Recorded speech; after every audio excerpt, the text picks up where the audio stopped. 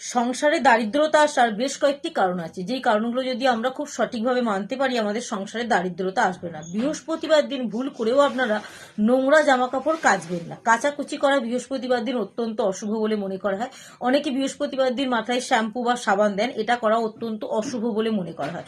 সন্ধ্যাবেলা যখন ভগবানের কাছে প্রদীপ জ্বালানো হবে তখন কিন্তু বিছানায় শুয়ে থাকবেন না এবং সন্ধ্যার সময় ঘরদোর পরিষ্কার করবেন না, ঝাড়ু দেবেন না, ময়লাকে বাইরে ফেলে দেবেন না।